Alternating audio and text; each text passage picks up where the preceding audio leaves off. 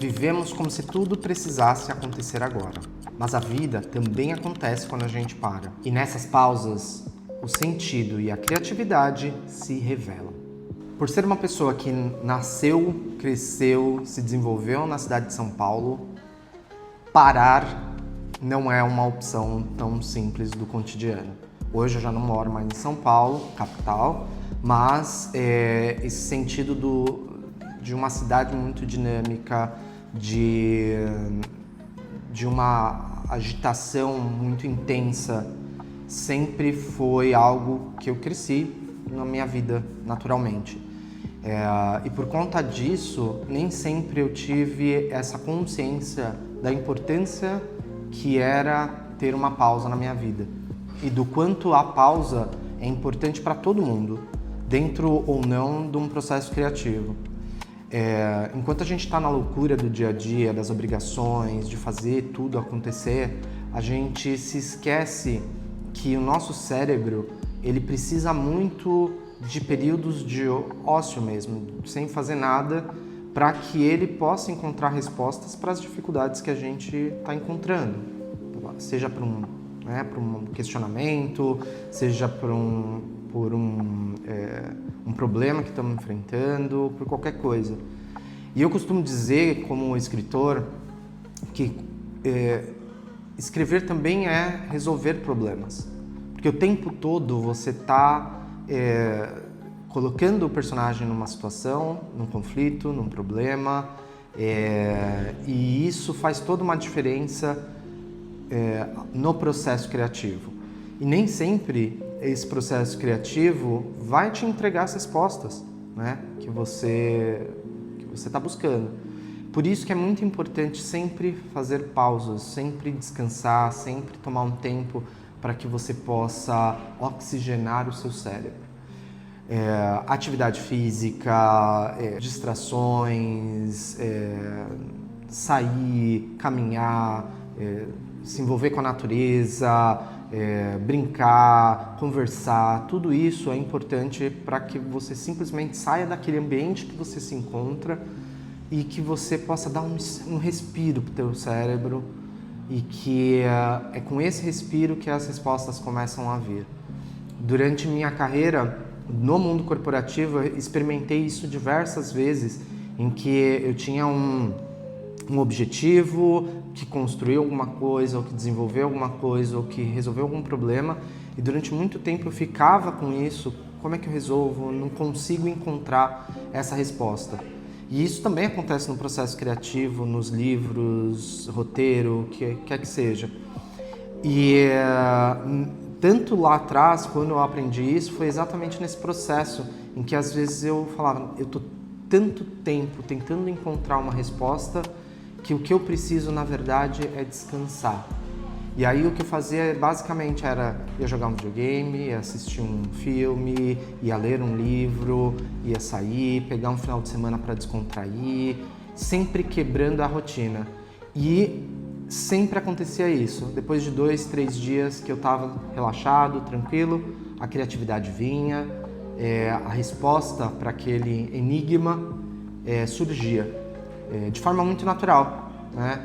Às vezes a gente pega bastante tempo tentando encontrar as respostas e é exatamente aí que a gente esquece de respeitar o nosso próprio corpo. A minha maior escola foi exatamente como eu falei, ter morado em São Paulo. É uma cidade que você não descansa, que você está o tempo todo na agitação, tudo acontece, tudo pode acontecer.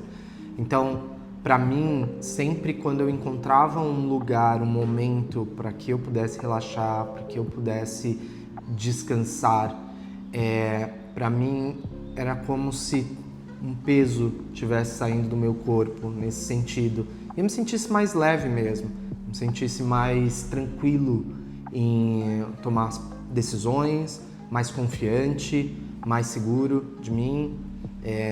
Em outros vídeos eu trago isso da importância de se dialogar consigo mesmo, e o descanso permite não o diálogo, mas é também no silêncio que a resposta vem.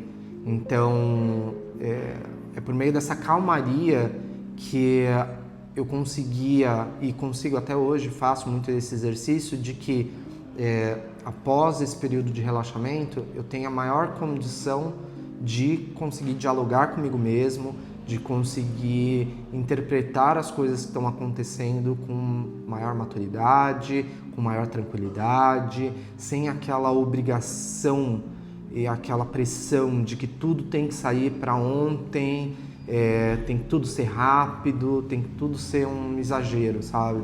Não, o tempo quem define é o nosso corpo. Se a gente não respeita ele, o preço é alto. Então a gente tem que ter esse diálogo, tem que ter esse respiro, a gente tem que saber se conhecer. Então o autoconhecimento vem muito disso, das pausas que a gente faz, do respiro que a gente tem e dessa sensação de leveza que a gente fica, especialmente quando a gente se respeita e dá esse tempo pra gente. O processo criativo ele funciona de uma forma muito interessante, né? E quando a gente, dentro dessas pausas, às vezes a gente sai, interage com as pessoas, conversa, participa de eventos, etc. E são nesses encontros que despertam também muito da criatividade. Porque alguém conta uma história, você vê uma cena acontecendo e se você estiver tenso, cansado, tentando resolver um problema da sua vida, você deixa aquilo passar de uma forma muito natural, porque tua mente não está focada ali, ela não está no presente, ela está tentando resolver alguma coisa que está te incomodando. A partir do momento que você está convivendo com outras pessoas, que é uma grande fonte de inspiração para construir personagens, histórias, arcos, conflitos, você tem que estar no presente. E viver no presente é viver tranquilamente. Então o processo de pausa também está inserido nisso, né?